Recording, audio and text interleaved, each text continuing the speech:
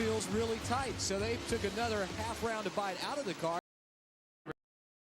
I hope that's the scenario that his mindset is in, because traffic is difficult here, and that's why you see in the race so many guys want to use that front bumper. They get frustrated. So here is Burt Myers, the multi-time champion down at Pullman Gray. Flashback in February, and had so much fun there. Deal together to run here in the closest cup track to his home. His grandfather won the first paved race here at Martinsville in the middle 50s. Randy Myers, Bert's uncle, has that trophy. Offered to bring it up and show it off tomorrow. Well, Not sure we're going to get another one, but the Myers family has a lot of history here. Yeah, we need to work on the back of that car. It's sliding around a lot. Well, that's that rubber buildup I was talking about. I immediately noticed Christopher Bell, all those cars that were fast right off the bat, they started to look really loose in the corners. That lateral grip that we were talking about, Kevin, is sliding out from underneath of them, and then forward bite. This is a softer tire. This is a softer tire than we got to see last spring, Mike. So you have to remember the game has changed a little bit from what we know it. How about Cody Ware, 9th fastest in this session? Impressive. Nice uptick for the 51 and that family team. 2026 puts him just 9/100ths off the fastest lap of the session by Bell. Now here's Van Gisbergen, who is 4th fastest. Yeah, and Shane was really good at this race in the fall. Had a good Bowman Gray. Finished 12th here last fall. So this is, for whatever reason, you just never know the style of tracks that are going to fit with your driving style. But it seems like a lot of the road race guys have had some success here at Martinsville. I was going to, as soon as you said that, that's where I was going. Yes, for whatever reason, all road course ringers, if you will, come to Martinsville and find their comfort here and finding speed around this racetrack. Very unique, very disciplined racetrack, which is what you need on a road course, discipline. And I understand that, because this is, you could look at this as a road course with only left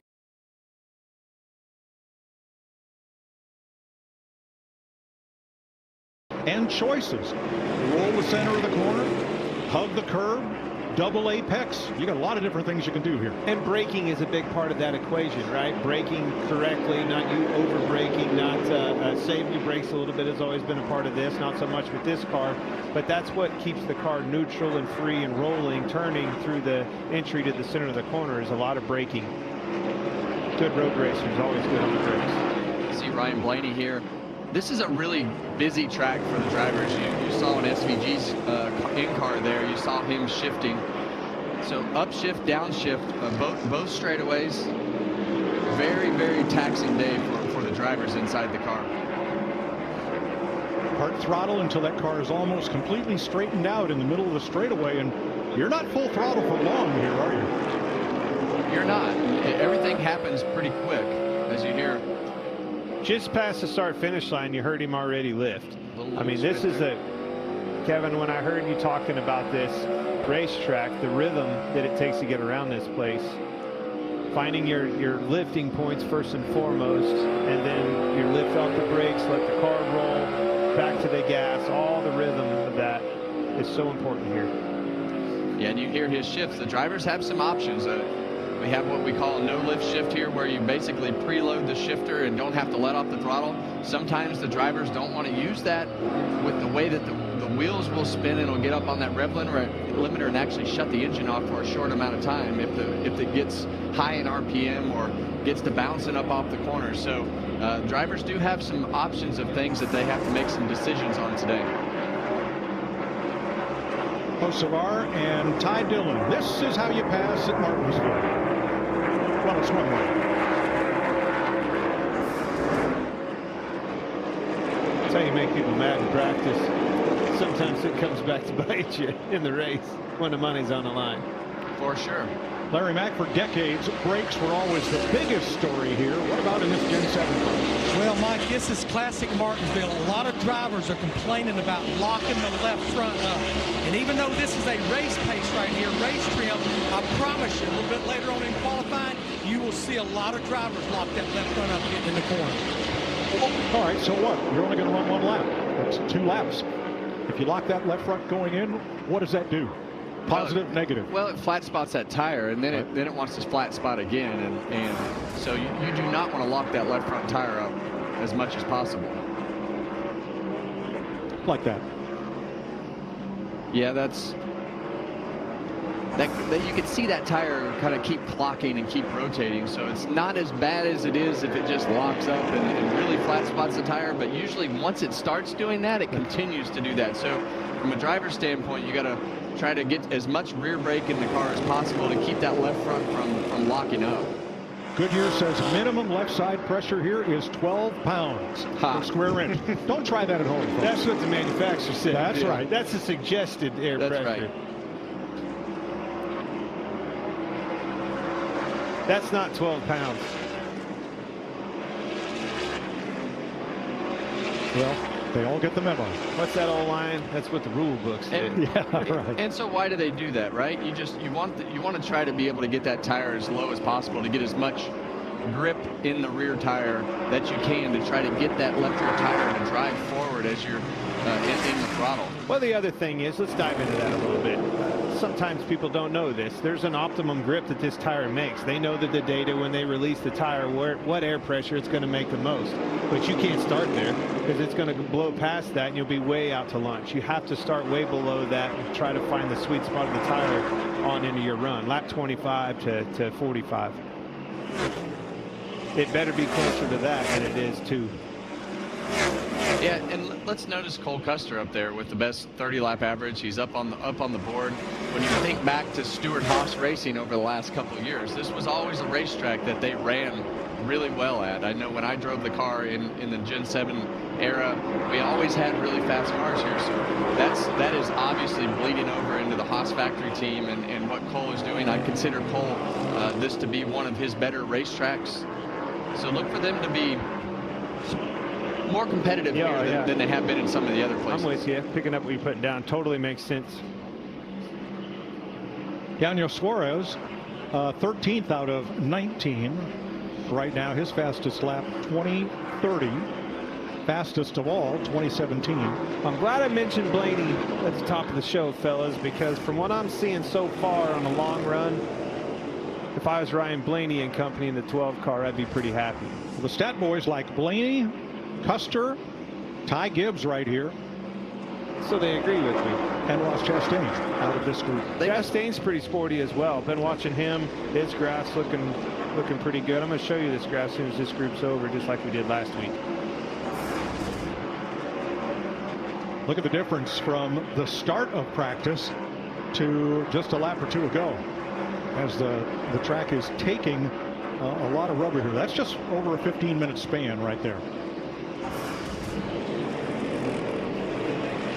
And you see that car go through there and pick up the rubber. So it's the slower cars will pick up the rubber. The fast cars lay it down.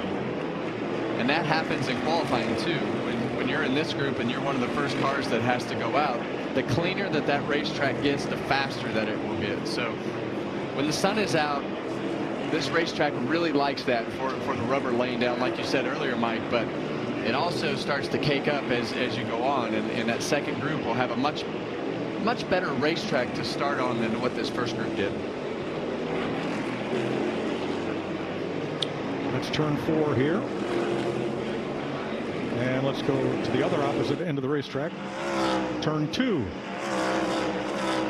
With a nice line where those right side tires get off the corner.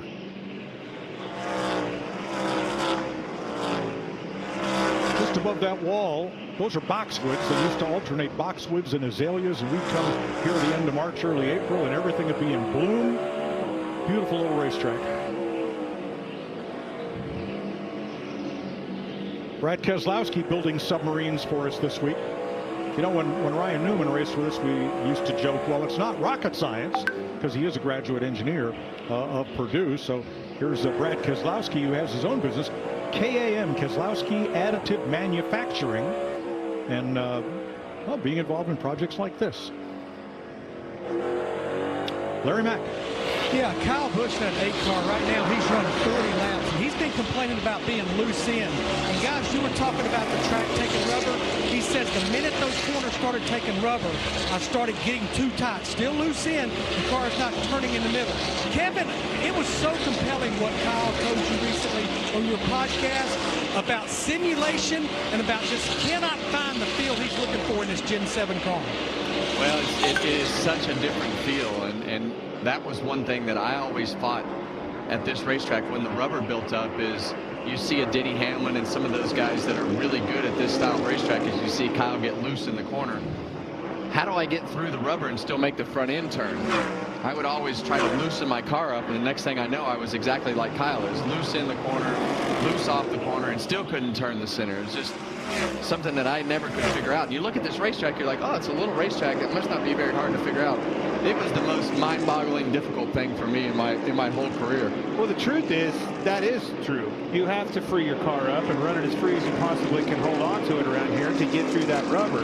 The hardest thing for me over the years was that's fine and dandy on into a run, but trying to take off, guard your position, fending people off on a restart is where the challenge is. You can't hustle the car. You have to be very gingerly with it, and under a restart, you can't afford to do that. You have to hustle. You have to dive bomb in there, a lot of brakes, and upset the car and be aggressive with all your inputs.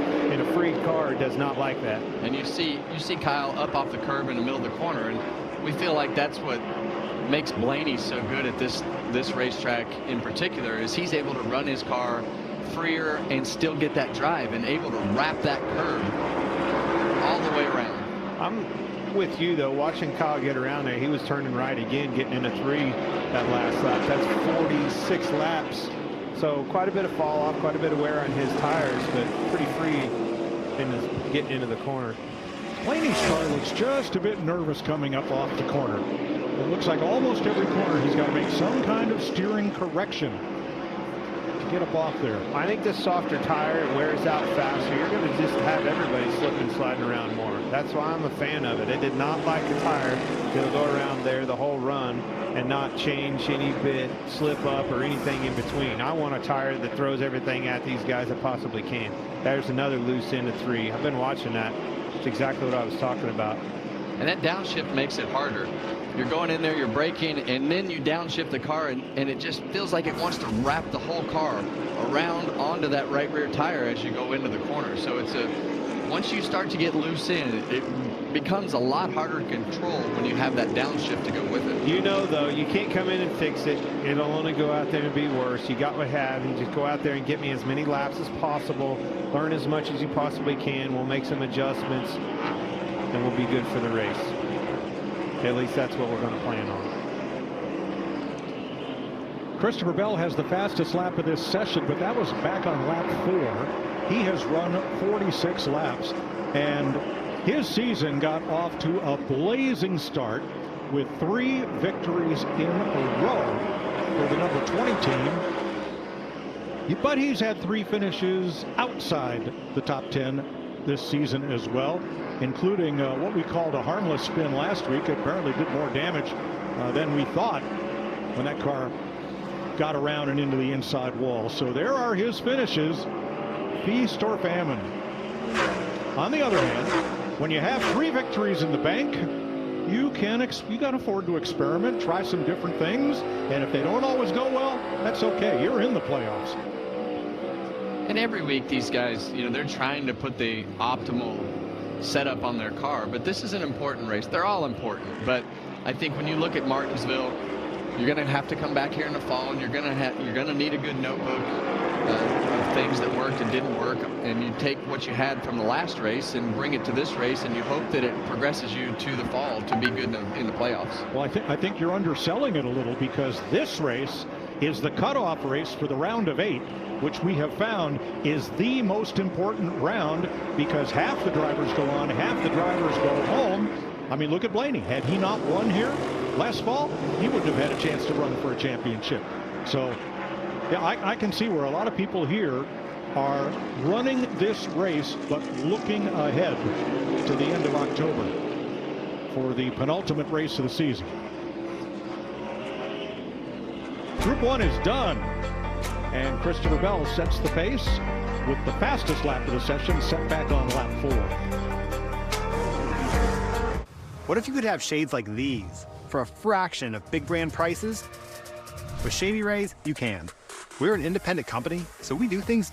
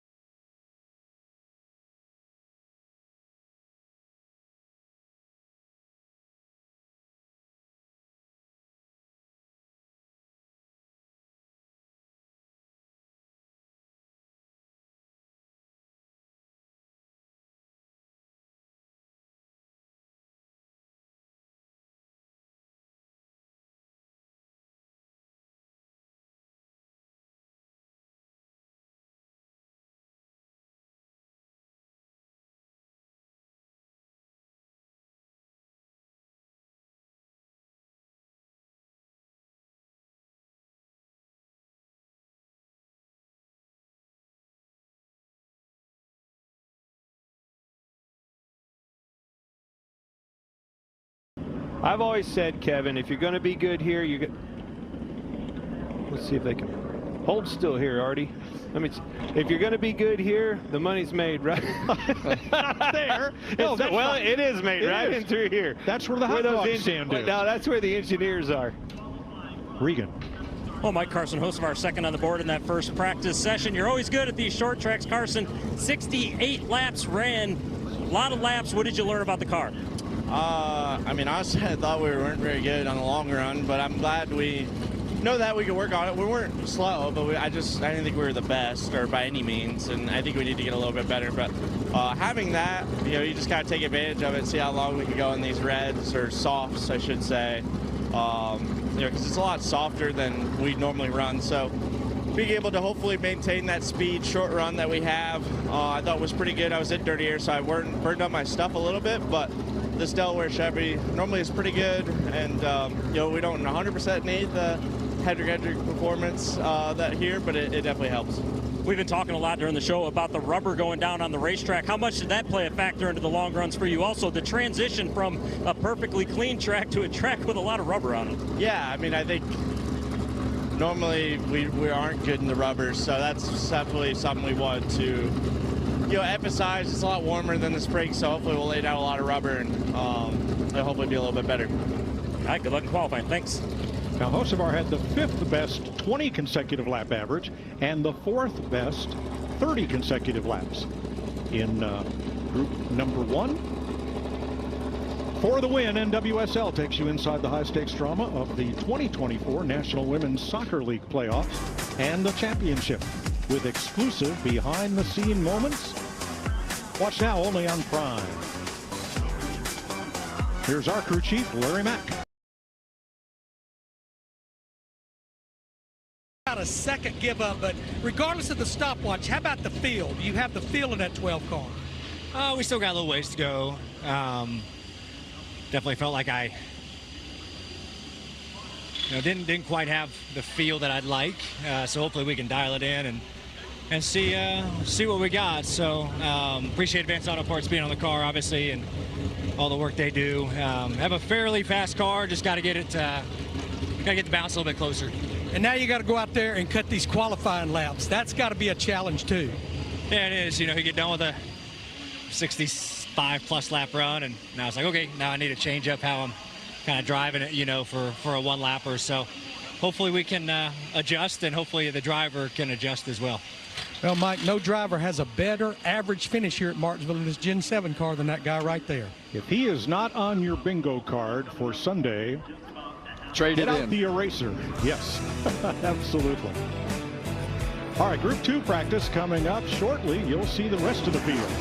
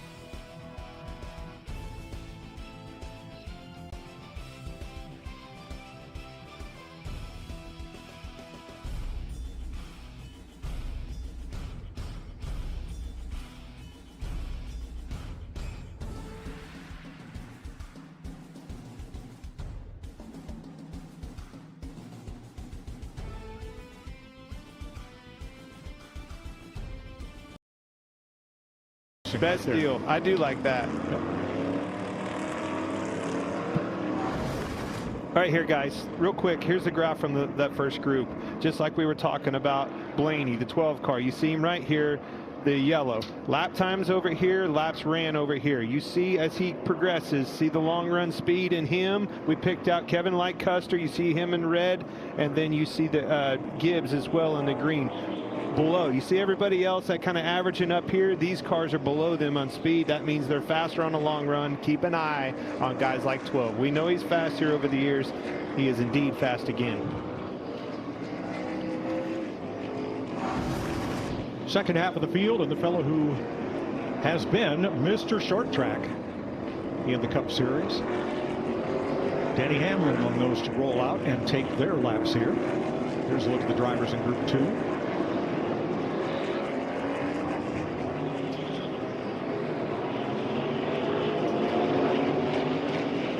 All the Hendrick cars we mentioned are in group number 2. Yeah, you see them all trying to get their spacing right to have a little bit of space to get some clean air on the front of the car and not run over the guy in front of you, so you can make some good laps. Eventually, you're gonna catch some cars that hopefully that you're catching the cars and they're not catching you. Why I wanted to be in this group.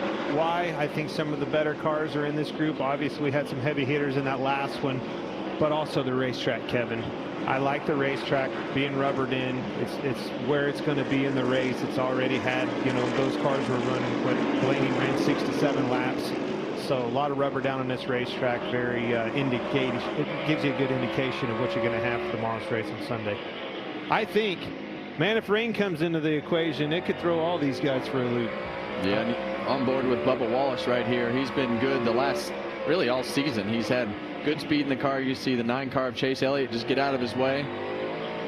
I got to spend some time with Bubba this morning talking to him, and he is super confident, Clint. Fastest lap was Ryan Preece and is now Denny Hamlin, a couple of short track specialists. His teammate Tyler Reddick.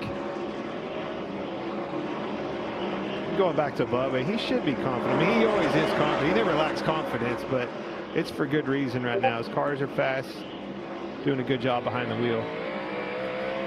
Top of the board right there. Give me a balance check down the front. Well, Wallace just turned the fastest lap of practice today on his 5th circuit. I like that. Breeds confidence amongst your group. But then you have experience. And the experience is guys like right here in Denny Hamlin. These guys are just going to let that old guy go. You go out there and run. We'll catch you. We'll run you down. I'll never forget my first time here. Tony Stewart, the legend. I pull up, blew his doors off, Kevin. Lap 2 or 3, we started my first Cup race here, blew his doors off. I was like, yeah, he ain't nothing. Drove off the whole straightaway I put on him. I went a lap down that run. And really? You know who the leader was? Tony Stewart. Learned my lesson right then and there. Patience, grasshopper. Take care of your stuff. Was that the guy walking the Ferrari when we started the show? Oh yeah. That's on the hood of Nascar? Yeah, that's the Jack Links guy. Oh, okay. What do they call that guy, Clint? Well, Bigfoot, but I don't.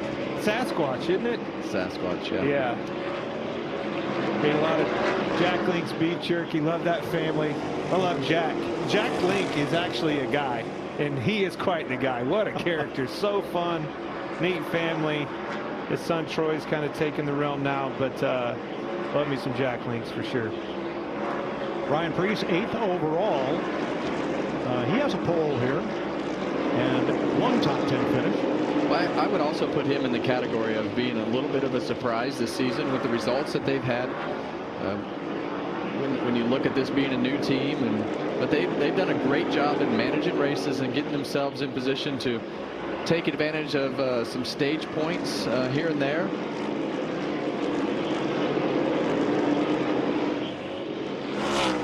Then on Steady Eddie here, his teammate Busher. Just always delivering results quietly, but always solid behind the wheel.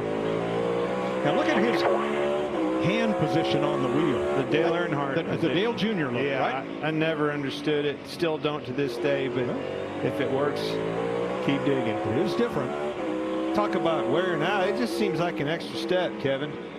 Those are just the habits that are created. And my man's got to go clear from where are we at? You're at 9. Then you got to move back over, grab your gear, downshift again, come back to 9. Dale Jr., you run him. Look at what you've done. You've created a disaster here with these young guys. That's funny. I hope he's listening.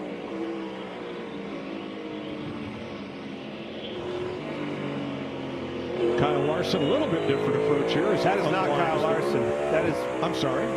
We went the other way. Josh Berry. Josh Berry. I was thinking the same thing. I'm like, there's no way, unless he's ate something this week, he is grown 7 inches somehow. His helmet, this guy's helmet is way too high in the seat for my man Kyle Larson. This is what happens when the voice in your ear says, going to last week's winner. And we go to the winner a couple of weeks ago. It's okay. Well, Josh Berry also has a lot of experience on these short tracks, and with the way that Blaney runs, it'll be very interesting to see what the results are for this 21 car, because on paper you would say, okay, short track, Josh Berry. Look how much rubber's down on the racetrack. You see the right sides, but I agree with you. I love your comment there. Much like Priest, this is new life, new shot in the arm for those SHR drivers. They got a new opportunity. They're knocking out of the park with both of them, Priest and Josh Berry. Talked to Leonard Wood the other day at the Hall of Fame nominating committee meeting, and about the week he had up at the Henry Ford Museum. Wait till you see their throwback scheme for next week. It takes throwback to a whole new level. Mid-1960s in Indianapolis. We were sitting at lunch, and Leonard Wood recounted that whole race when the Wood brothers pitted Jim Clark in a Lotus to victory in Indianapolis. He said he went in and they met with the Lotus guys for the first time, and the reaction from the team was, I sure hope those boys from Virginia can pit faster than they talk. Absolutely. Look at that, Clint. Never even moves his foot when he shifts that throttle down the straightaway. What's that telling you? That's telling you that he's got his no lift shift sequence in there for the shifting. Yeah, watch. All right, stay on here for a second, Artie. Watch his foot and then watch his hand over here. He's going to shift and never lift. Yeah, and what he does is he'll preload that shifter, so when it gets up on the rev limiter, it just falls into gear. So that allows the driver to not lift off the throttle. That's a new thing. Couple years. I remember when well, you couldn't do it back in our day, and you know who did it? I heard him Pocono. I'll never forget this. Robbie Gordon did it on a restart, and I heard it hit the rev limiter. I was like, Gil, I think he just did a no lift shift. He used the rev limiter. I came in, remember that? We were in a debrief and I asked him, he's like, yeah, he used to do it all the time in road course. Pretty hard on the motor though. Richard was probably not happy with that. Exactly. All right, here's last week's winner, Kyle Larson. What a weekend for those guys last week in Homestead. Didn't have the fastest car, had great strategy, gained their track position, put themselves in position to be able to just grind it out and have that long run at the end of the race to put it up against the fence and win the race. I might challenge you on the fastest car. Depends on what lap we're using as a gauge. It was a very short amount of time on the run at the end. I'd say the last 15 laps of that tire run before they were completely gave out, he was the fastest car, but the short run was definitely not there. All right, let's listen in and hear what Austin Cindric's thinking about. Guys starting to move around 3 and 4, some above the rubber or late apex. Yeah, 3 and 4 is changing more than 1 and 2 is. Agree, I think it did the same in the first practice as well. It got lighter as guys ran in it, about 35 to 40. Still plowing. Copy, still plowing. Well, and then there's that. Whether I run low or you're insinuating that I should move my line around. When I move my line around, it's still plowing. So that in driver code, that means whether I run the bottom or the top, the car is tight. Quit telling me what to do. Austin Dillon's had success here, had a real good car here last fall, and in the last run, he and Ross Chastain got only so far, caught William Byron very easily, but made no attempt to pass as championship fighting positions were on the line there. But boy, they've had speed here. Larry? Yeah, Mike, you know, we're 6 races into 2025, and over half the teams comes in this garage has a new driver crew chief combination like Charles DeMike and Bubba Wallace. I've said it all along, and I speak from experience. You can spend all off-season together. You have no idea what that relationship's going to be like till you get in the trenches. You're having to solve handling problems in a 25-minute practice. Talk to some folks from 2311, the competition side. They said they have been blown away the relationship that's come together between Charles and Bubba in such a short time. It shows, Larry. Charles has definitely upped Bubba's game. Yeah, and I think there's a couple things to that. I really think that Bubba being a new dad, I think that having a new crew chief, 5 years in the 2311 position. So I think there's a maturity level, a change that was just a positive in the quality of leadership and structure that comes with being a cup driver in today's world. Being a cup driver today requires you to look at a lot of graphs, to listen to a lot of notes, and be in a lot of meetings. And when you have a leader like Bubba has with Charles, it just adds an element to it that you can almost take a deep breath and say, okay, I can almost worry about less because I know that our leader he's got it covered. When you're not running good and things aren't going well, you tend to get scatterbrained and looking at things that you don't need to be wasting time with. Zane Smith, 32nd overall in this session for front row.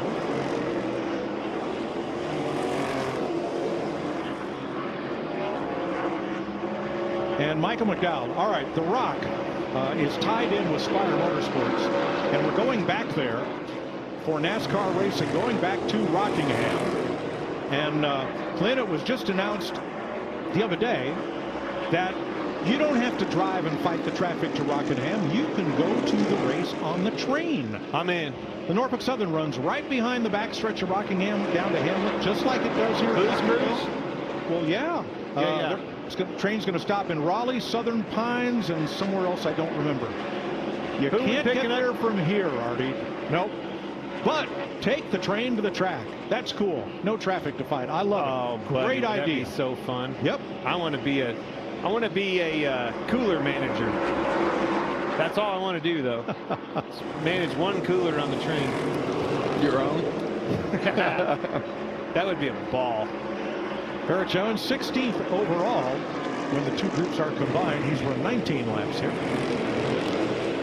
Clinton, this would be one of those days that as much rubber is going down on a racetrack, there's going to be some areas that start to cake up. And typically that will happen in the middle of the corner, mostly in 3 and 4. And you'll get these big patches of rubber that'll just stick to the racetrack, and then you will have to decide, do I want to go below that, split that, or above that, because you're not going through it. Well, eventually you can't get under it either. Like I heard you talk about wrapping the curve like Blaney does. You can't do it forever because eventually you get your right side right in it on the exit, and you have to straddle it or move up or something.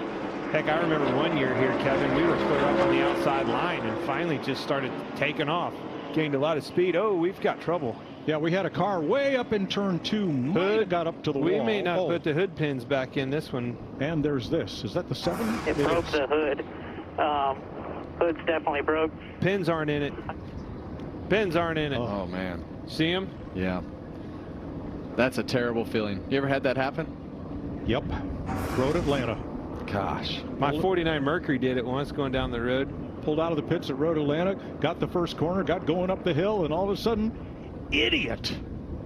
Because you know who was responsible for that was me too. The car, the driver. Yeah. My Merc did the same thing. I got lucky though. I hit the brakes and brought it back down. Never touched anything. Got lucky. They didn't get so lucky. No. They're going to need a hood on that one. Broke the hinges plumb off of it. When it was going down the front straightaway, I could see the pins were actually, you know, behind. You can see where they go in up through the hood, and the pins weren't in it. Got in a hurry. Come in, and that's not on Justin Haley. Just somebody goofed. Yep. An error of omission. Well, the pins are all still there. What? They might get back out there. Only got to run 9 laps. The hinges broke off of it on the right side. I wouldn't worry about that. I'd put 4 pins in it and get out there.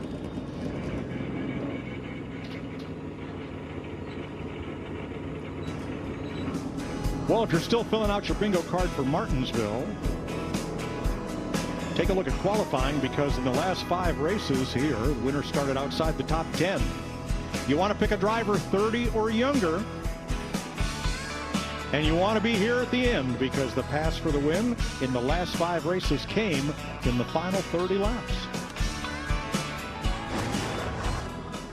Kind of a hard thing to judge these groups right now, Kevin, because of the rubber, because of the sun coming out on the racetrack. The track's actually slowing down a little bit for this group, so you're not going to be able to match up the groups per se to who's better, the first or second group, because of that. Larry, what do you got?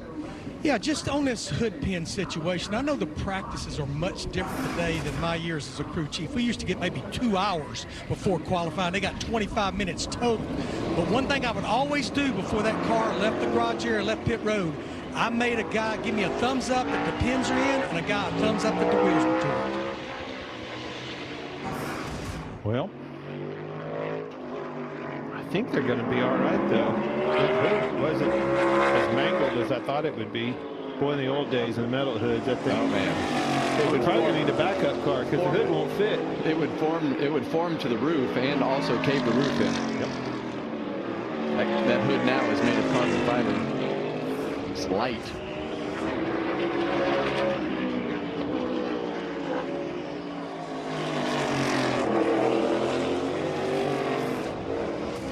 Well, this makes it a little more difficult on this group to have to stop and wait for them to clean the racetrack and then go back out on the racetrack on hot tires. It interrupts your long run, so it's hard to compare to the rest of the groups that in the first practice, and I guess everybody will be kind of on the same sequence if you were running the whole time, but definitely breaks up your run and kind of gives you some questions of your car that you may not have otherwise had. Looking at that graph on Josh Berry, he is only full throttle for about 4 seconds on each straightaway. That's all.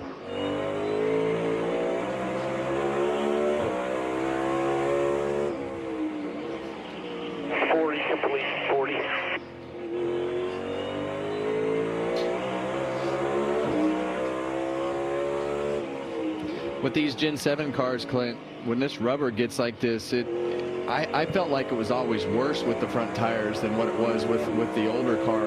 Just really, really numb with the way that the car would go through that rubber, or at least the way I drove it, it was. It was just like it's a slime patch. You'd hit it and it just it would. It'd take off and like you could never get the car to grip in it. And it all depended on how you crossed it. You couldn't just ride in it because it would just slide the whole car up the track, and then you're not pointed right on the exit, and your throttle pick up slow, and then now the guy's beating your bumper off. Now you're trying to block him getting into the other corner. Nothing goes right. And I always felt as well that this was a racetrack where you wanted to roll just past the center of the corner to let that car finish rotating before you got to the throttle, or that's when you started to have the snap loose and things to come with the exit. Which is exactly where the rubber builds up the most, that 5/8 to 3/4 mark. I said it 1,000 times trying to explain this place. The business and the race is won in that 5/8 to 3/4 mark around this long, windy, sweeping corner.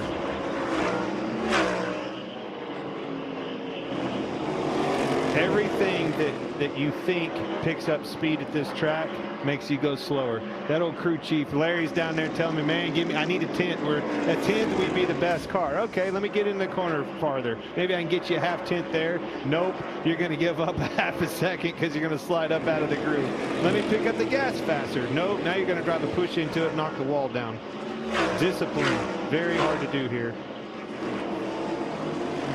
And in today's world, you have to be able to take that criticism and be able to adapt to what you can do inside the car and not be offended by it. A lot of the guys get offended by everybody telling them what's going on, but you have all the information. You know where you're getting beat. You know what your team cars are doing. You can see the throttle traces, the steering traces, the brake traces, everything to go with it. So you have to be told, but it's all in how you interpret that. And sometimes from a driver's standpoint, it's frustrating because you think they're picking on you. to do something different from your driving style. And old school, the way it used to be, they kind of were, because it was their opinion. You're right. They see what the other guy's doing, and it's their opinion that this is what's happening. Now that game has changed. It's factual information. It's real life intel that he's seeing of the lifting points, the braking points, the gas points, the steering traces, the shifting points. All of that data is in the palm of their hand. So when they tell you something, you put it in the bank. But the handling characteristics of your race car can keep you from doing that as well. You saw Briscoe reach up right there and take a big swipe at the brake knob. He was twisting it up on the dash. When he pulled his arm up and saw him twist his hand, he's adjusting the brake bias right there. And you have to be quick here. You can see how quick these straightaways happen before you're back out of the gas and reapplying the brake. You can't adjust that on the brakes. That's something that I guess just hearing myself say that, we take that for granted, but people at home may not know that. It's a cable, and you kind of almost have to pump the brake a little bit to get it to, it kind of binds up, Kevin. Have to make those adjustments on your bias when your foot's not on the brake. Larry? Yeah, you just mentioned braking on Chase Briscoe in the 19. James Small told him a little bit ago, you really need to work on your initial braking getting in the corner, and let's work on the roll speed. They're looking at the SMT data, and they feel like that's two things they're going. The braking getting in and roll in the middle of the corner. 116 miles an hour at the end of the straightaway, 59 miles an hour in the center of the corner. And that could mean two things on that initial brake strike. Either you need to ramp that pressure up higher and hit it harder to start with, or you're hitting it too hard. A lot of times, well, with this Gen 7 car, you will want to spike that brake and immediately start to bleed off of that brake until you get to the middle of the corner and transition straight to the gas when you're all the way off the brake. And you'll actually see some guys go back right before the center of the corner and give that brake a little bit of tap to help that front end turn. So, but that initial brake strike is super important to knock the speed out of the car. And if you are easy and ramp up on the brake instead of just all at once, it doesn't slow the car down initially. And what I hear James Small saying right there is not precise on whether it needs to be up or down with the minimum corner speed, but that roll speed is dictated by that initial brake strike and how fast you roll off of that brake to the middle of the corner.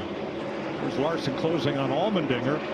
Black's tire on Allmendinger's car. They've stepped up in a big way as title sponsor of that Rockingham race weekend coming up. So hope everybody that's listening to us today that has an opportunity will go and support Rockingham, and as big league stock car racing returns there in April. Maybe stop by Black's Tire and get you 4 fresh feel goods on your hot rod on the way, huh?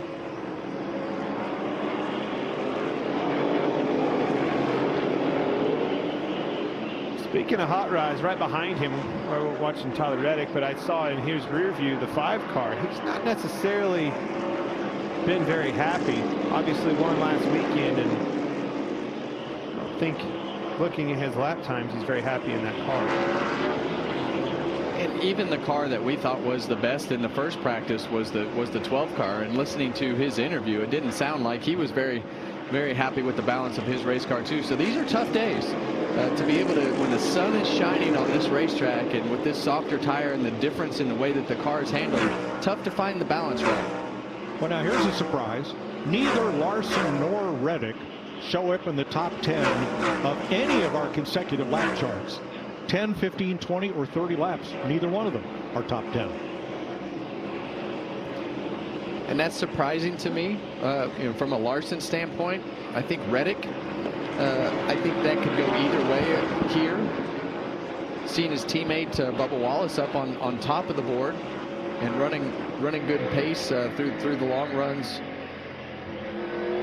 I guess makes it a little bit surprising. But I think Tyler Reddick's strength has not always been Martinsville.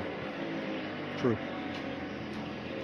But still rare that we don't see those guys up in any of those categories. 2.5 minutes to go because of the one caution flag for the hood on the 7. These drivers will not get nearly as many laps on the track as those in group number 1. By the way, Haley got his hood fixed. He is back out there, and he's run 22 laps. Yeah, and right now, as you listen to Bubba Wallace shift right there, you hear him short shifting. and he's waiting a long time for that downshift on the entry to the corner. So that's the difference between those fast laps and slow laps at the end of the run here. I'm a fan of this softer tire. I didn't get to see this in our spring race. Fan of the softer tires. Got these cars slipping and sliding around, building more rubber up on the racetrack. That's what makes good racing at this place, the paperclip. So Bubba Wallace, the only driver in Group 2 that is among the top 5 in best 20-lap average. Could also add Byron and Hamlin 8th and 9th in that group.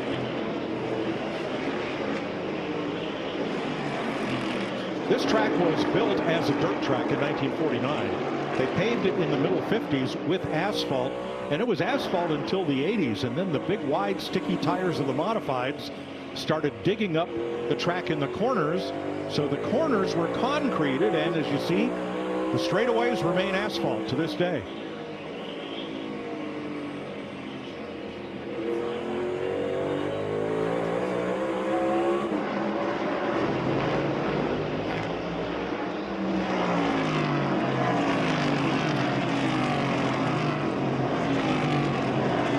Let's get it in now. I say 1949 clip because that's when NASCAR began. But you're saying this track was here even earlier. I was just protesting your comment. I was going to do it off the air, but no, go ahead. Well, I don't really know that I'm for sure factual. You're on the spot now, so go ahead. Well, go ahead. It was started before that, right? It was started before that. No, this is a statement, not a question. It was 1947. And you're right, but then it became official in NASCAR track, and who won the first race here? I knew it. I know it. It's on the tip of my tongue. He was NASCAR's first Cup champion. Gosh, dang it. Or strictly stock champion. He's in the Hall of Fame. And I know it. I can't say it. You dug this hole for yourself, Oh, I know. I knew what I was doing. You dug this hole really deep. Red Byron. I was going to say William Byron. I knew it. Well, that would not have I had William Byron in my head, but I'm like, what is his first name? The thing was, this was a dirt track. They opened the track. Everybody came here from church in their Sunday best, and everybody left covered in red clay. $60,000 investment led to this. Yep.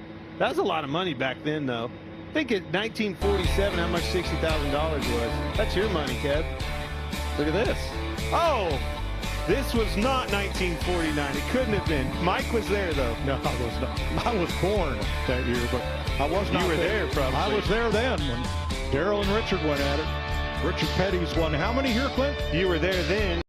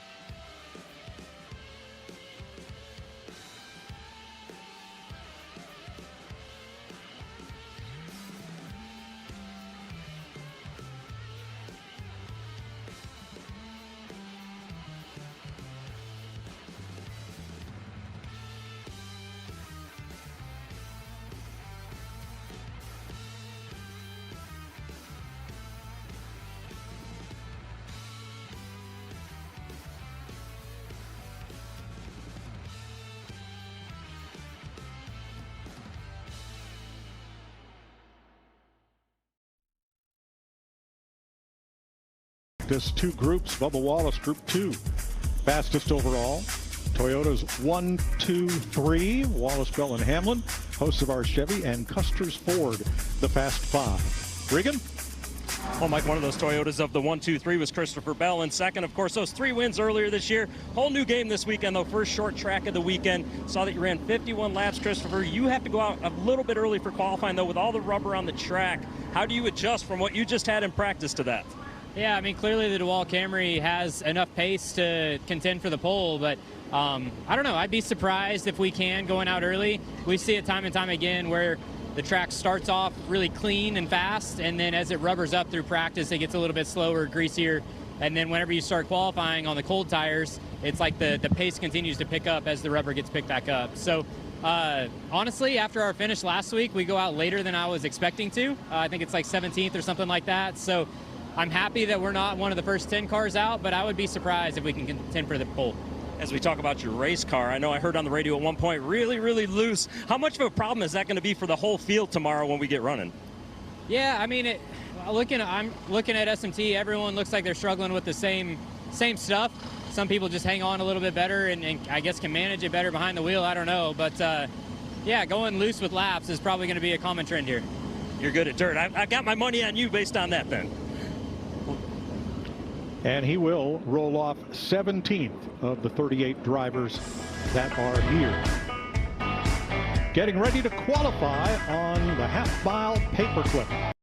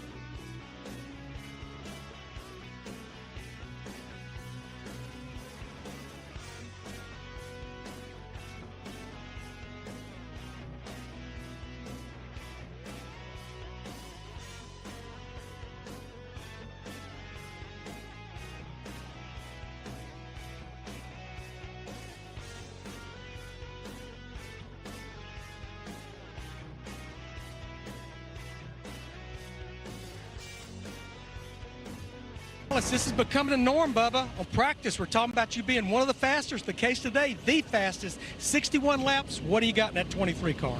Yeah, our McDonald's Toyota Camrys are really solid. Fired off really well. Hats off to everybody on this car. The short run speed is there. It's just, you know, with this car now, like under the braking zone, you get on top of the racetrack, you get a little free. So you could see others in front of us fighting the same thing. So all in all, just really good to show up with speed again. It's fun. Now we got to switch modes here and go get ready for qualifying. I'm really mad right now because my PR person walked away. She's wearing a Tennessee hat because she lost last night. She's a Kentucky fan, so that was our bet. But, of course, she vanished, so I'm pissed. Well, I told him he gets a Tennessee hat. That's when I'm leaving. Oh, Larry. Alabama's a long way from here. Bubba's mom ran track at Tennessee. That's cool. So, yep. Well, let's take a look at the last practice. Okay, again, laps run 60, the fall off, right? Start down here into quick and they fall off up into here. That graph shows up and who is fastest in this group. I like the 11 car. I like the 21, believe it or not.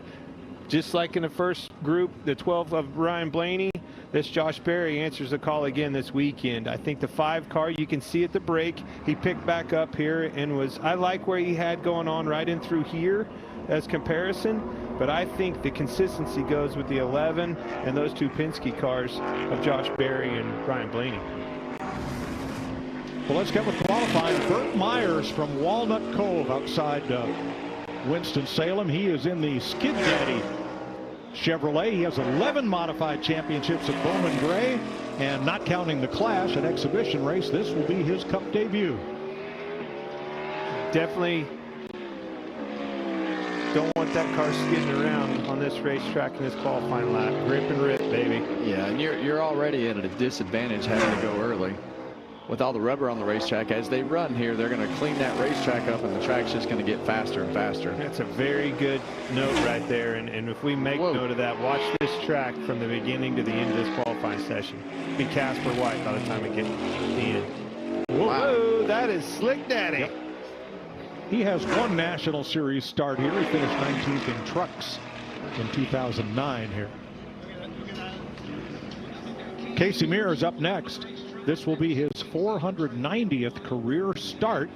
His last race here came in 2016. This is the Hitchco Ford for Mears. Yeah, and the last time Casey did all this, he was not in this practice group, straight to qualifying.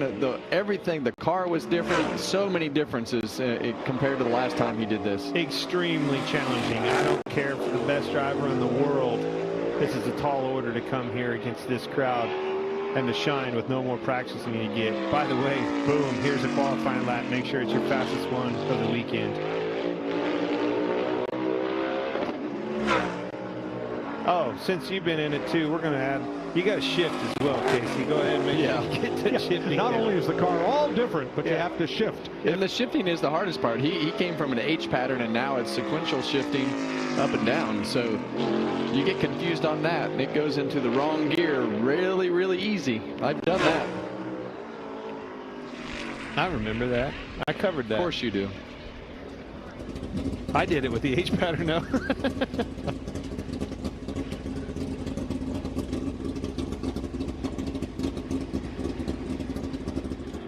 Cody Ware from Greensboro up next for Rick Ware Racing. This is the Arby's Ford. He has 5 Martinsville starts. Best finish of 28th here.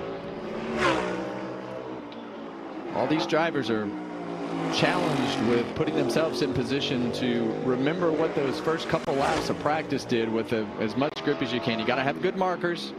You don't want to overdrive this car getting into the corner. As you see Cody running a really good lap compared to the first 2 that have gone so far. He was 14th in practice, so this doesn't surprise me. Ooh, slips. Whoa, whoa, that's as big as he get right there. Caught the curve, didn't he? Just about wrecked. Well, and that goes right back to what I just was mentioning. Don't overdrive the car on the entry to the corner. You don't want to hit you can't slam the brakes any harder. You've got to try to do things as consistently as you did in practice. He never got to the curb. He was really loose. Yep. And a lot of times that comes from spiking the brake too hard. You just get excited and want to drive the car into the corner a little bit harder. You hit the brakes a little bit harder, and it's already on edge. Dot spun that baby out. Carson Hocevar, in the last 4 races, in half of them, he started in the first 2 rows. 3 Martinsville starts with a best of 17th a year ago. 4th in practice at pretty good speed. He's had speed. They have really done a good job of unloading cars with speed built into them. The raceability, that'll come, but that speed aspect of that is extremely hard to obtain. And well, like Shelby just needs some better finishes to get him further down in the metric in the qualifying order. Yeah, that's the hard part. Fastest on the first lap, and that's the hard part. When you have a bad week, then you go out early in the qualifying session next week. It's so hard to continuously dig yourself a hole like that, and it's hard to get out of. This is a track that you have to let the car do the work. Don't go out and change everything that you're doing. Don't drive it in the corner any harder. Don't pick up the gas any faster or any sooner. Do what you were doing, and the car will pick up. And to your point, his 2 laps were only 1/100 of a second apart. And with this soft tire, I mean, you're not going to have a massive pickup. This tire will fire off much quicker than the harder tire that they're used to running. And that takes me to the next thing. All right, Kevin. Usually, over the years, the second lap was always the fastest lap. Because of the softer tire, you better be ready for this first lap to be there. If it is, get it. Riley Herbst makes his first Martinsville Cup start. He has 5 top 10s here in the Xfinity Series. This is the Lucy Ford.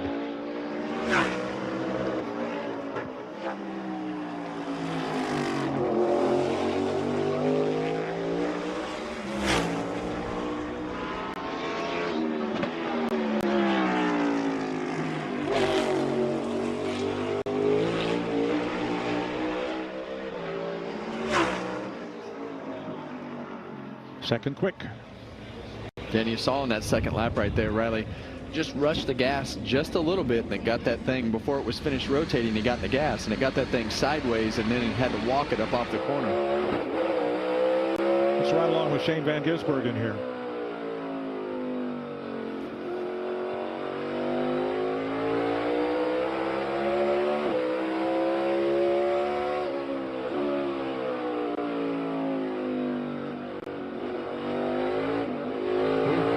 That was a product of it getting tight. You see his wheels go lock to the left.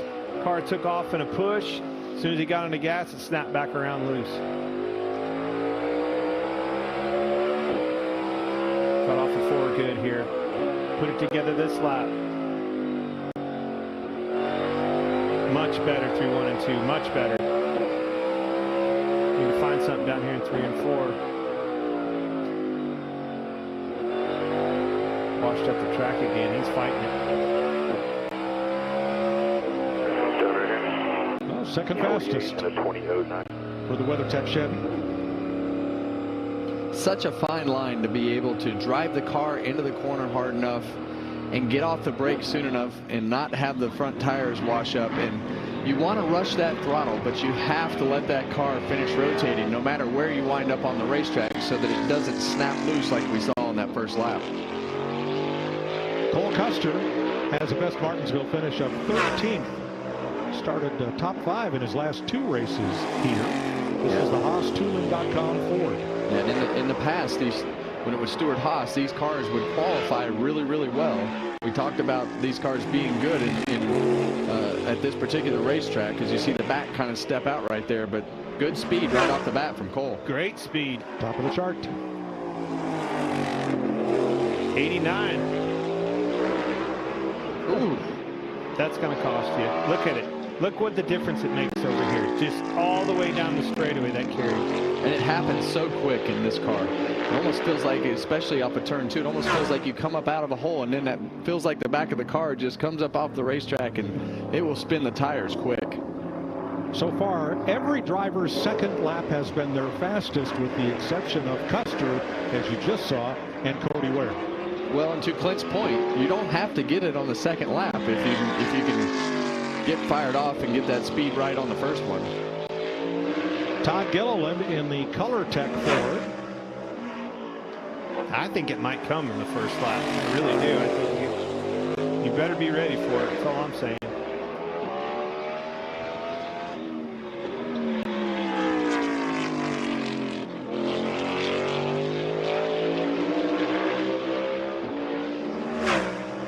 Second.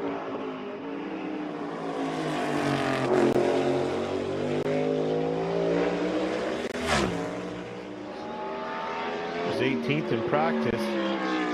Well, you were right on this lap plan. His first lap is going to be his best lap. It's a good job. 2 laps only a 10th apart, but here a 10th can be 10 positions. Oh, at least. Yeah, sometimes more. He just did a good job of allowing the car to do its thing, right? And that, because of that, you see the consistency in the 2 laps. Didn't over-push the car, getting into the corner with brakes, didn't mash the gas, drive a push into it, just 2 smooth laps. Good job, Todd Gilliland. Let's see what kind of fire-off speed Ryan Blaney has in the Advanced Auto Parts Ford. Trying to end a 3-race DNF string. Loose in, but really ripped it around at up off of turn 2. I love how he can follow that curve like that, like he did in turns 1 and 2. And not get on it. I mean, that's the hardest part. I mean, he is literally touching the curb, but if you get it at half-inch closer, you're going to pop the curb and it unloads the rear end and gets loose. Going to need a little bit more here, though. And I always felt like there was like a 6-inch line of lighter concrete next to the curb, and if you could wrap that line, there's a little crack right next to the curb as well, and if you could wrap it perfectly, it'll tow you right around. Second lap a little slower. Hundredths, we're talking hundredths of a second now for Blaney, who is 4th. I like where your head's at there and saying that hundreds, but we are talking about Martinsville. Right. That's going to be the difference. It can be the difference at this place between a top 5 and a 25th. Ty Gibbs started top 5 in 2 of the last 3 here. He has an Xfinity win here. There's the Monster Energy Toyota for Joe Gibbs Racing. Trending better last week in Miami. We've been hard on Ty Gibbs, and I know he's been hard on himself, but starting at those solid runs, Kevin, are what it needs. Just building a little bit of confidence within yourself, within your team. And then look at this green over here. Can he go to the top of the board? Talk about confidence. Now he touched 120 miles an hour at the end of the straightaway. There it is. Great lap. Go get you some. Now you're on house money.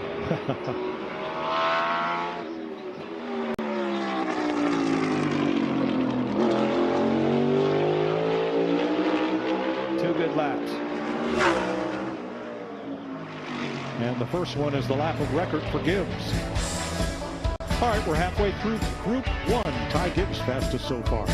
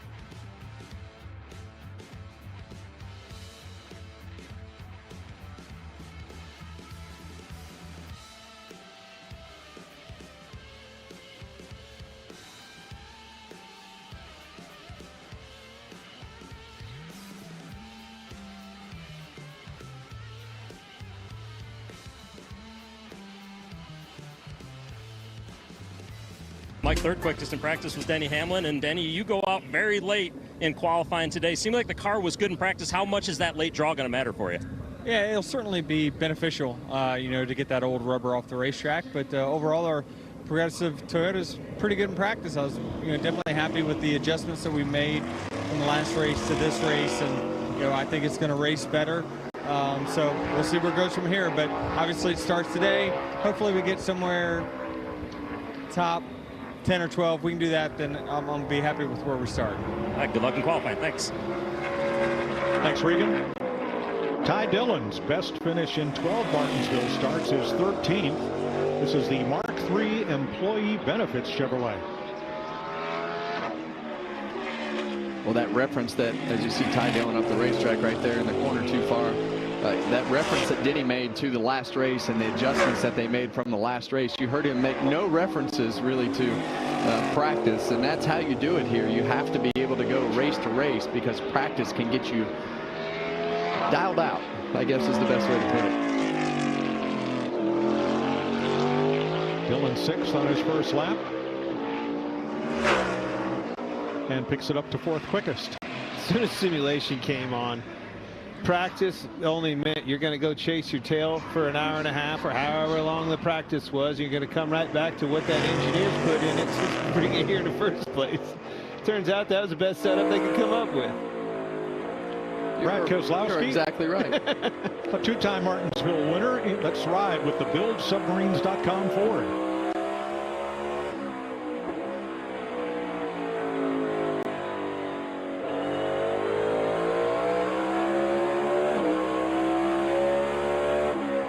So I'm fighting a little loose off at turn 2. Same thing, getting the power down off of 4. See if he can. 4th. Ooh, man. Saw it. You could hear it, actually. I heard it before I saw it. Got loose getting in. Car come out from underneath of him. There it did it again. And qualifying is definitely something that they have to be able to make better to score stage points and do the things that they need to do to put themselves in position to win. Well, the things they need to do, we just got to buckle down with this 6 car. Brad will figure it out. Smart race car driver, smart businessman, the boss, right? He'll get that car where it needs to be. Definitely rocky start to the season for Brad, but if anybody can figure it out, I'll bet on him. Ross Chastain has one top 10 start here in the fall of 2022. Top 10 average finish here in the 7th gen car. This is the Choice Hotels Choice Privileges Chevrolet. And I'm going to tell you top 10 average running in practice today from what I saw. This one car's pretty solid. Speaking of solid, picking some green right there on the exit. Got it back right here, rolling through the middle. He's actually rolling the middle of both ends where he was fast. Huh? Second. Yeah, and he just couldn't hook it. He couldn't hook the car up on the exit of 2 the first lap. A little better this lap off the exit of 2. Man, he is right there. Discipline getting into the corner. Got the car rotated. Watch the ghost car here.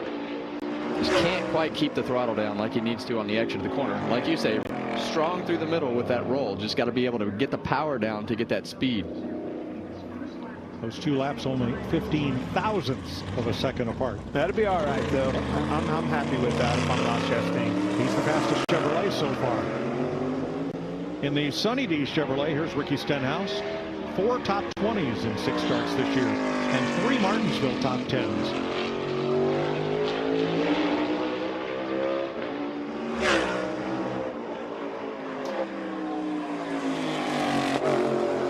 That's a good-looking race car, Clint. You like you some Sunny D? Well, I just like the bright orange because it's easy for me to see. Can't miss it. I like Sunny D.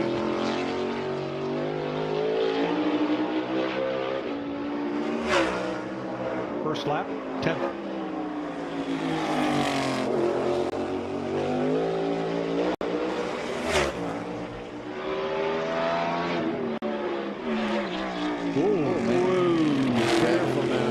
Seen so many of those cars get loose on the entry. They're all light on their feet on the exit, though, too. You just heard Denny Hamlin talk about that in his interview about the track cleaning up. Obviously, the top is before qualifying, and this is the track conditions now. Look how much less rubber is on the racetrack. It's cleaning up. Kevin, you talked about it before qualifying even started. When that thing cleans up like that, the track grips up and you're able to, especially on the exit is where I noticed it, be able to put this throttle down. The advantage should go to these cars coming out towards the end. So here's Daniel Suarez, who started top 10 in 5 Martinsville appearances. The Freeway Insurance Chevrolet. His teammate is second.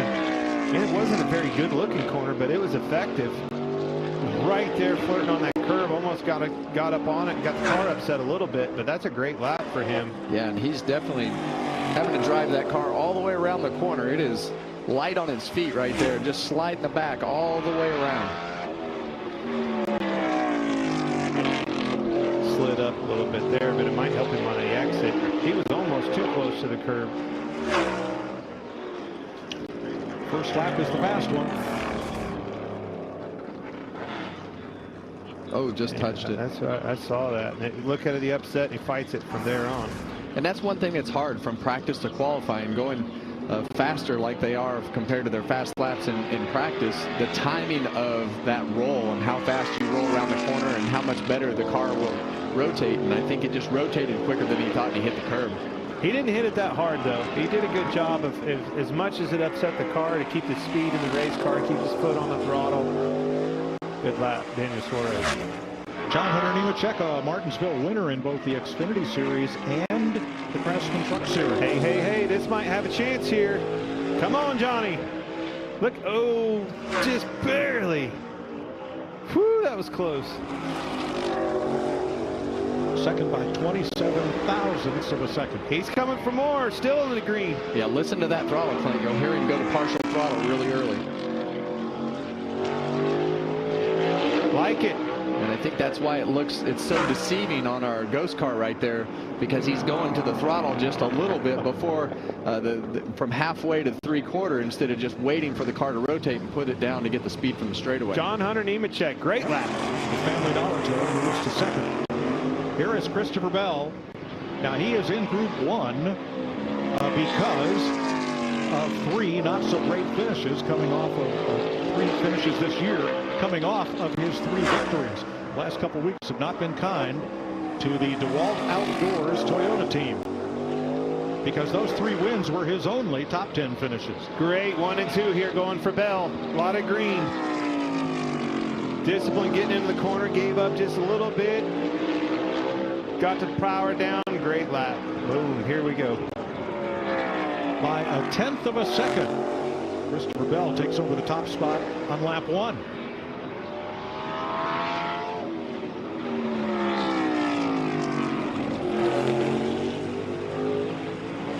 Car looks connected both ends, just rotates well for him, put the throttle down, it answered to call.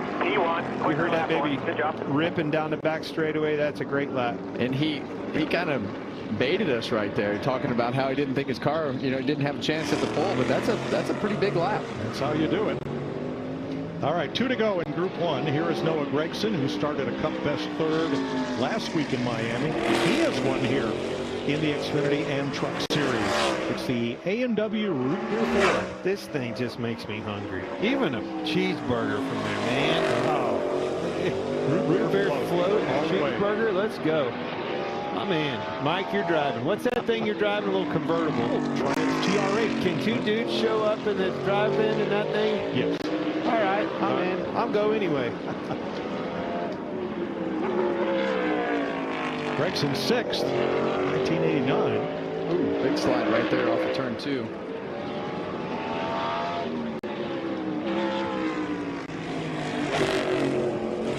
That Bell car, like you said, Clint, compared to this 4 car, just way more in the racetrack in all sections of the corner.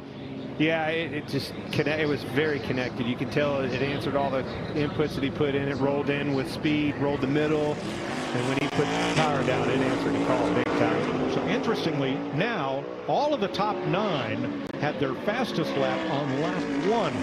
It was Kyle Busch, 2 poles, 2 wins here. It's the Lucas Oil Chevrolet. First of 3 races, they'll be the primary sponsor on the number 8 this year.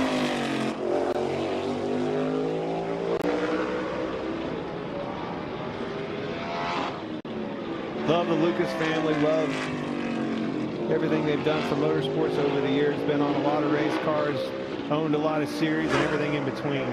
Second on lap 1 and the fastest Chevrolet by a good bit.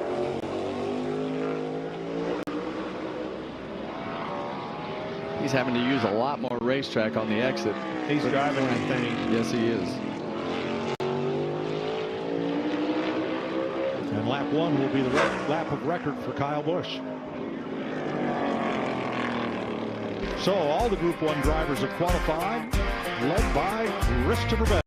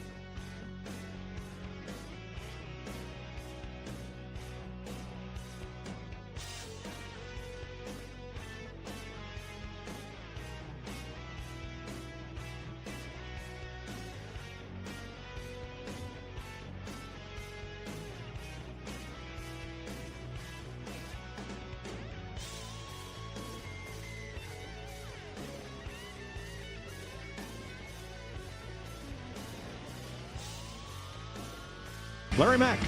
Yeah, Mike, I'm here with Kyle Larson. Kyle, you'll be going out last, so you'll have 37 samples of what to do and what not to do. What about these 2 qualifying laps? Yeah, you got to be really precise. It's tough, right? But it's fun too. So I don't know, just try to hit my marks, and I think my HinderCars.com Chevy's good. Just like I said, gotta hit my marks, be precise. So we'll try our best. That's all he can do, Mike. I talked to him before the interview. I wasn't sure what to read into him about his race car. Okay. Thanks, Larry. Here is Michael McDowell, who won the pole at Las Vegas. This is the Rockingham Speedway Chevrolet. NASCAR returns to the Rock Easter weekend with the Truck Series and Xfinity Series. 4th.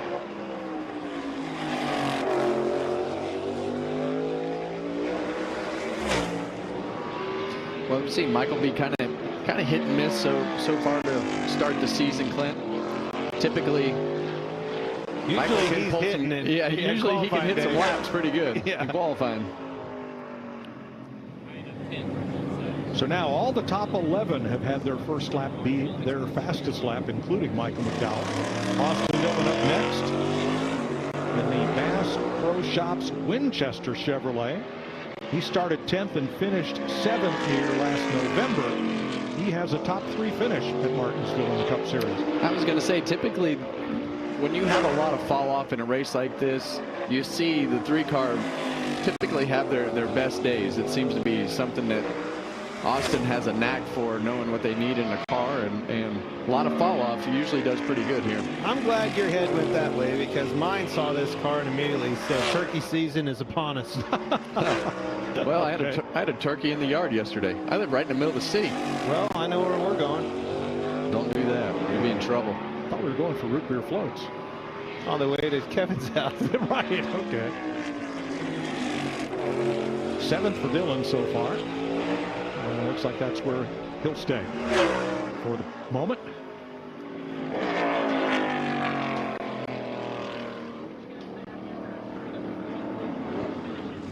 Eric Jones has one top 10 in 16 Martinsville starts. Started top 5 in half the races so far this year. Now this is the Dollar Tree Toyota. Larry Mack talked to Legacy Motor Club reps during our show, and they assure everybody that the divorce between Dollar Tree and Family Dollar will have no effect on their sponsorship. They are good to go.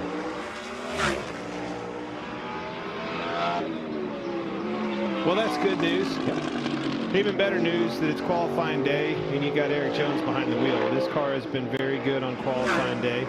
Had a lot of speed behind it. Needs a little bit more here. Yeah, they've done a great job finding speed this year. See the back of that car. The back of that car is just not in the racetrack.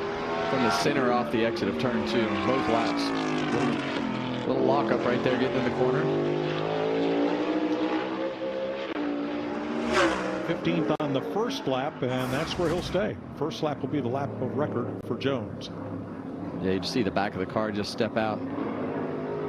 And you want to put that power down, and it's the timing and the finesse, and you heard Kyle Larson talk about that. The timing and the finesse is so hard to get right here, especially during qualifying laps. Well, but that's if the car's perfect, right? I mean, and a great deal of that goes to how you're driving it. But if that car's out from underneath of you and it's time to get on the gas, you're in trouble. Let's ride with Josh Berry here.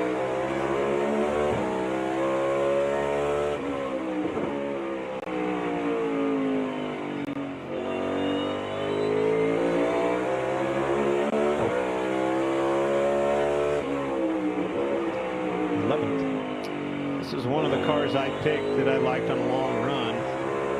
Sometimes with long run speed comes a deficit of short run speed.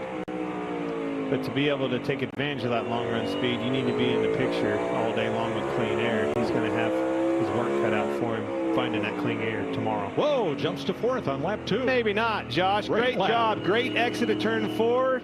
Take that comment right out of my mouth. Shut up, Clint. Great job. So Berry is the fastest Ford. The Motorcraft Quick Lane Ford has a win, and it's the only Ford with multiple top 5 finishes so far this year.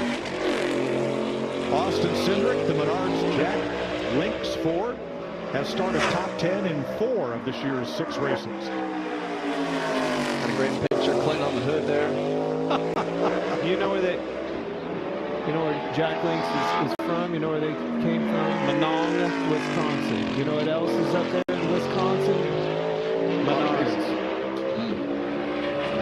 So you're saying it makes a lot of sense. Makes a lot of sense that marriage is on this race car. 9th on its first lap. Yeah, same thing out of the back of that 2 car. Just that timing off of turn 2. Just getting the gas and the back just won't quite grip the racetrack. You got to be committed. You got to let it roll, and you got to commit to the throttle to make that exit speed, and it's just sometimes it doesn't stick. Wallace fast in Group 1 practice. Getting ready to hop in. Here is Zane Smith, who has 3 top 11 finishes in the last 5 races and 3 starts at Martinsville. This is the Long John Silver's Ford.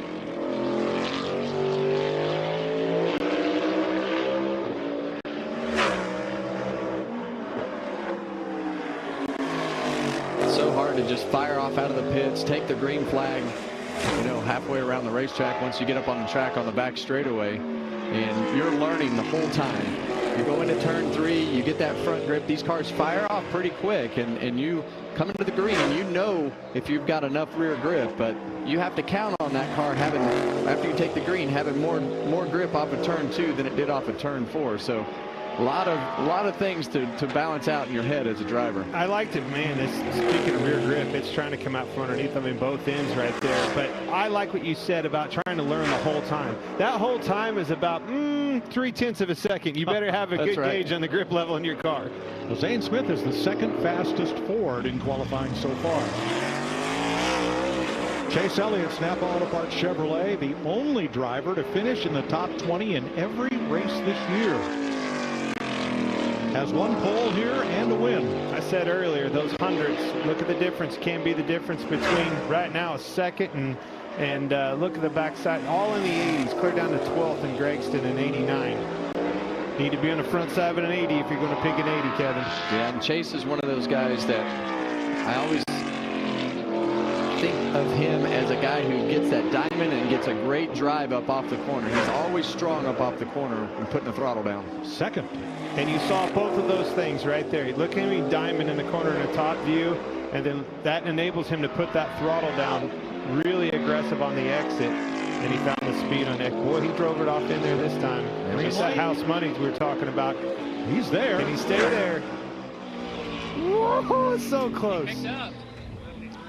And that's exactly what we saw make him good at Bowman Gray. He was able to drive in the corner, diamond that corner, and get that drive up off the corner. So it looks like that 9 car could be strong again this week. One of the first pickups we've seen on a 2nd lap. It was crumbs, but it was a pickup. Those crumbs matter today. Did you hear Christopher Bell say that in the background? He saw it. Justin Haley in the Gainbridge Chevrolet finished 2nd at Miami last week. They've got the hood fixed after this. Yep, that's not ideal. Nope, no pins. They're in there now.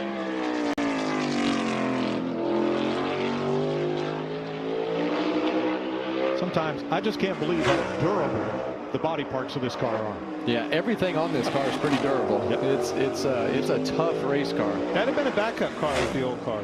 I'm serious. Like, you would have taken it, you had to pull the backup car out. Good point. 19th on the first lap for Haley, just under 20 seconds. 2nd lap a little slower.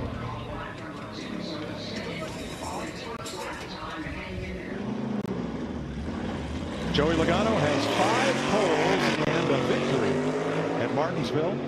He has a top 10 streak here for finishes of 11 races, leading all drivers. That's the Shelton's Oil Ford. And typically a really good qualifier, so always picks up from practice to qualifying. So today, don't look for that to be any different. Joey has had some wild things happen in his career right here at Martinsville. From great to awesome to that wasn't awesome. He's had everything in between. All right, Josh Berry was the fastest Ford. Logano is now 3rd. This track keeps picking up. I'm telling you that the cloud cover now, Kevin, I don't even see sunshine on it. The rubber's picking up and vacuumed off. Clean track. A lot of grip in this track. It's going to continue to pick up.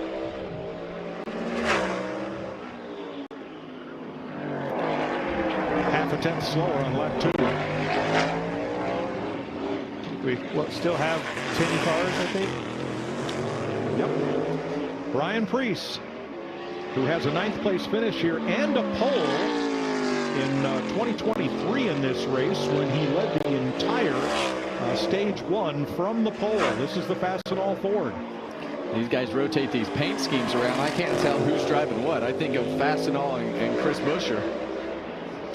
Oh, he got the wall a little bit, but he stayed the gas. A lot of green here. Great. Bring it around here, Preece. Oh, he's got a little green getting into the corner. Slid up. This could cost him both. It's only lap 1. Yeah, but it's going to cost him the second lap, too. 21st. He's still in the green. Until he's not. Yeah, but you can fix a lot of wrong here. Don't overdrive it again and throw away both corners. Did a good job there. Collecting his thoughts, regrouping. That was a good save. This could have been catastrophic. And Ryan Preece jumps to 13th on lap 2.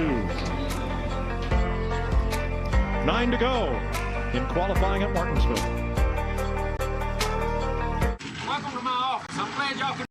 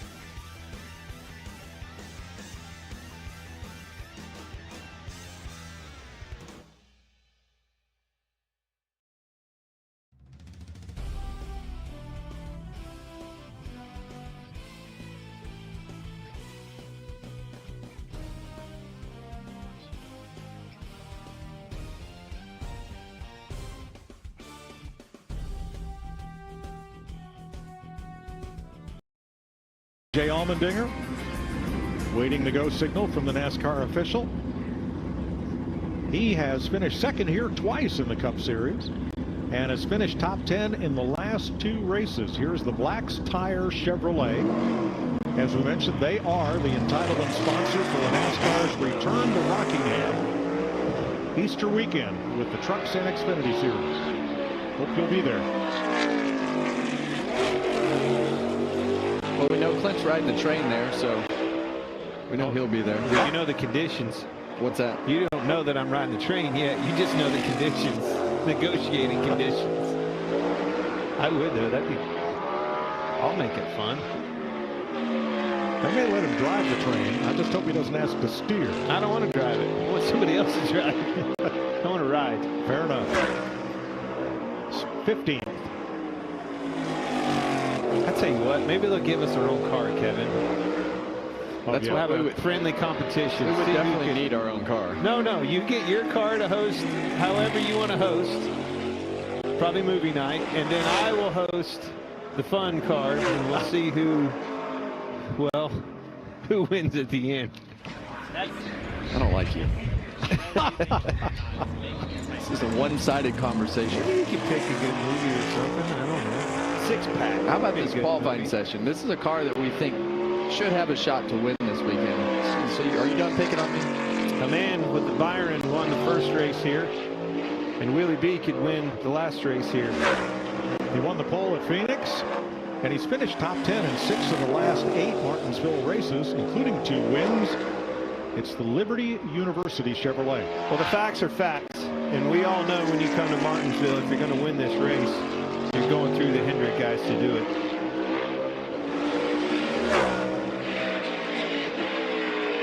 And if I'm in one of those Hendrick cars, I want to be in the top 10. Just get me a solid. Well, this one's 4th right now.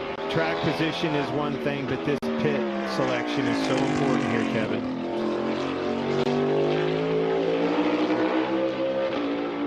A little bit slower on the second lap, but back to the pit road selection here.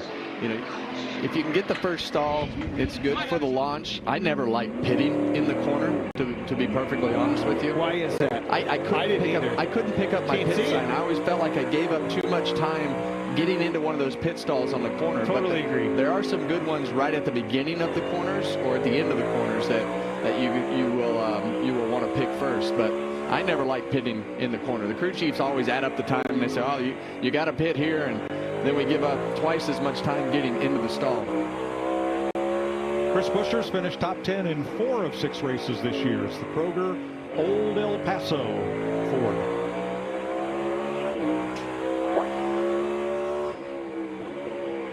How about that? Fastest Ford, 3rd quick. Steady Eddie delivers results again.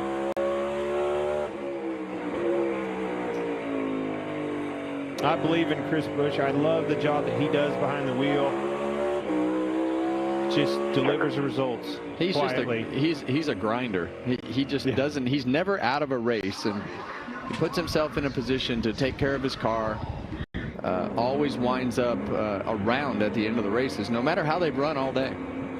6 drivers to go. Here's Chase Briscoe. 5 Martinsville top 10s, his most at any track. And he started top 5 in his last 5 races here. See what the Bass Pro Shops Toyota can do.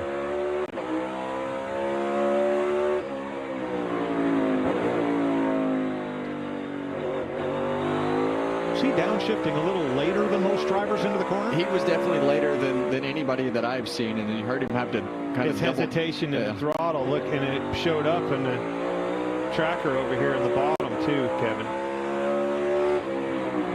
6th. A lot better on the exit. Had to lift a little bit at the wall, though. You heard how affirmative he got. I mean, when he went to it, boom! But he had to lift at the wall, breathe it. And that's the fine line that I was talking about earlier. You want to get to the throttle as soon as you can, and sometimes it busts the back loose, and sometimes you're just too late to it. And that busting it, you could hear it. Oh, just the least little bit in the gap. The ghost car drove off from him. And these cars will almost start bucking.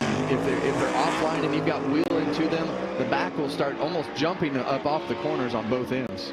So 5 drivers to go. Buescher will be the fastest Ford because there are 3 Toyotas and 2 Chevrolets left to go, including Tyler Reddick, who has 3 top 10s this season. It's the Mobile One, O'Reilly's Auto Parts Toyota. Was clear back in 23rd in practice with his teammate on top of the board. Need a little bit of speed here, but it looks to me like he's put it together and found it. Well, he fires it way off into the corner. 11th. Makes that lap timer there look way better than. Great job through 1 and 2. Maybe he adjusts a little bit. Yep, look at the gap. Backed off a little bit getting into 3. And that's what we're talking about. You have to learn every single time. Look at the difference here, Kevin. How about it, buddy? You were all over that one. 5th for Reddick. Adjusted that, drove in too hard, figured it out, kept the car underneath of him, put it back to work. Good rebound, Tyler Reddick. Denny Hamlin has 5 Martinsville wins, but it's been a decade. And the last of his 4 Martinsville poles was in 2019. Here's the Progressive Insurance Toyota.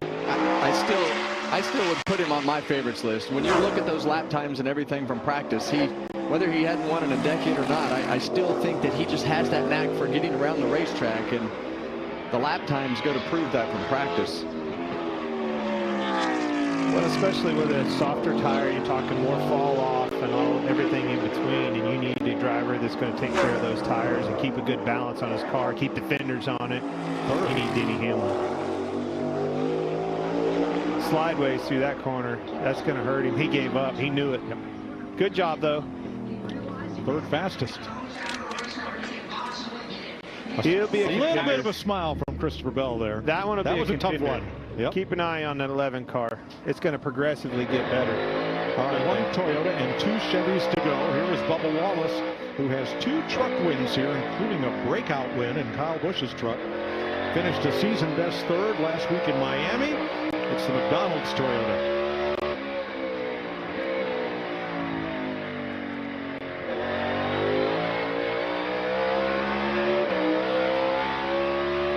He's close. He's all over it.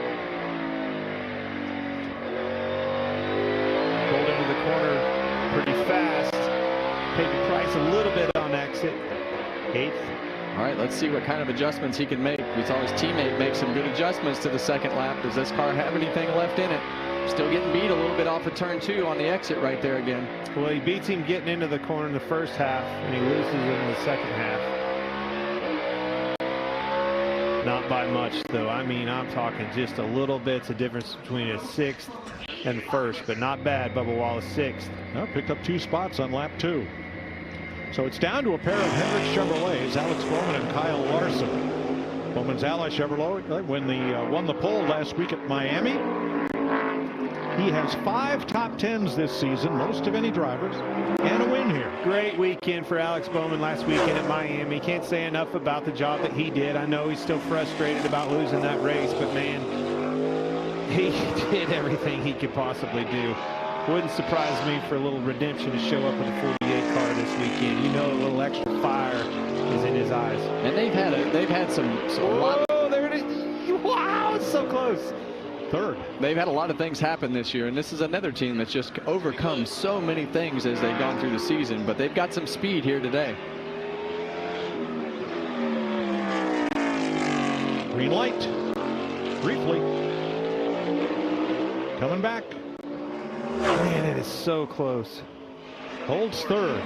1/100th difference. So that assures Bell of a front row start, as he said. With 1 driver to go, and of course it's last week's winner, Kyle Larson. His rival. 2 poles and a win in 20 Cup starts. The HendrickCars.com Chevrolet, and you're right, Clint. Larson versus Bell. I feel like it's on us, right? On our shoulders to build this rivalry, too, because they neither one want to feed into it, so it's our job to create it. Well, they want the rivalry that they have is just purely built off of performance. It's not going to be from the trash talking or anything to go with it. They're not going to put anything on them. He used it all on the exit of 2. It got in the wall just a little bit and had to lift, but look at the rotation in 3 and 4. Can he stay there? 4th. No. One more shot at it.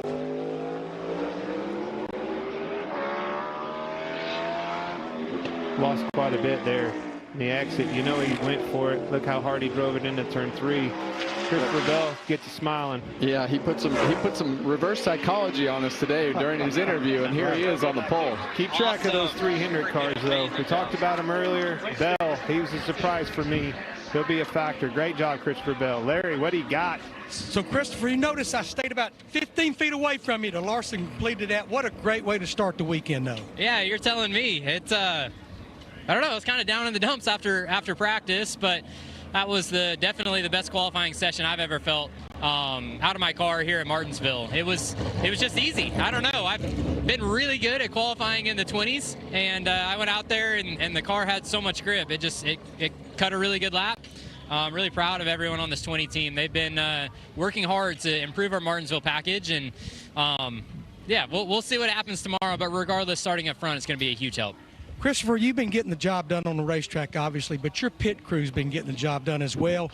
You helped them out there with that qualifying lap. Is there any substitute for that last pit box leaving over there? Well, I don't know, Larry. I'm sure that you've pitted down there several times. For me, this is my first time ever. So how big of an advantage is it? It's a big advantage, but it's been a while. It's been a while. Yeah, I'm excited about it. It was funny. I was sitting in the car looking at that #1 pit stall, and I said, man, that would be nice. The yellow line is right there. So I'm super excited about, the opportunity ahead of us. And while I would love to get win #4 tomorrow, it's really about taking notes and making sure that we're improving on our Martinsville package, and we're ready whenever we come back here in the fall. We know that this is a super, super important racetrack for us and everyone in the Cup Series, especially whenever you get into that playoff. So, yeah, we're just doing everything that we can to make sure that we're ready whenever it comes fall time. Well, congratulations, Regan. I think you have the guy that was the second fastest today here in qualifying. Well, that's right, Larry. I do have the guy who was second quickest, Chase Elliott, lead the field to the outside of the front row for this race tomorrow. Seemed like a really good qualifying session for you. What'd you think? Yeah, I thought our Napa Chevy was close. I felt like, yeah, most guys went fastest on the first one, which kind of told me that I left some out there, and felt like my balance was really, really good to go fast. I just, you know, I think we might need a little bit for the race, but thought we were in a, you know, had a solid day overall, and really proud of the effort coming into the weekend. A great car, great prep.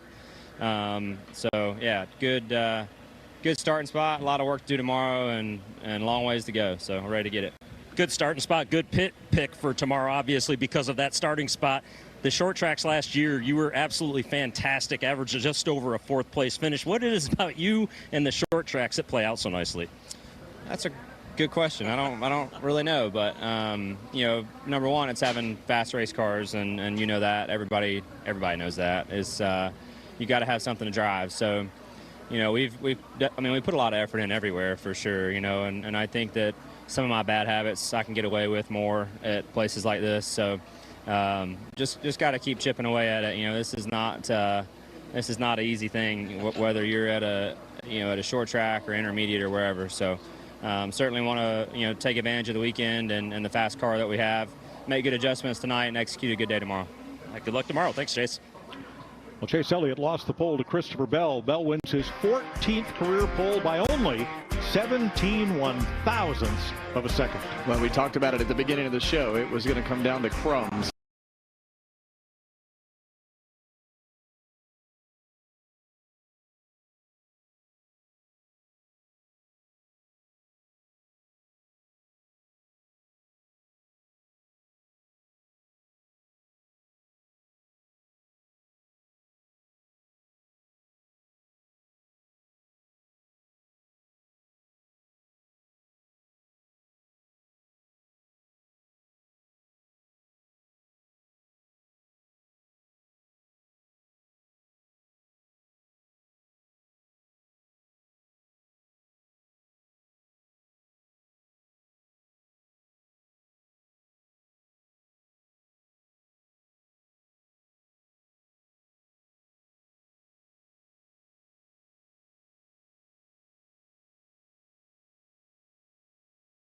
Starting spots. Well, strings are made to be broken. That's right. Yeah. How about Christopher Bell? He was 17th driver to run. He had to wait for 21 drivers to run before he secured that pole. And in my opinion, on a racetrack that got faster as it progressed, it cleaned up one, and I think it cooled down a little bit, cloud cover. And I like the way that his car looked. With the way that he could roll the center and put the throttle down was impressive. Well, thanks for watching NASCAR on Prime, where we'll have practice and qualifying.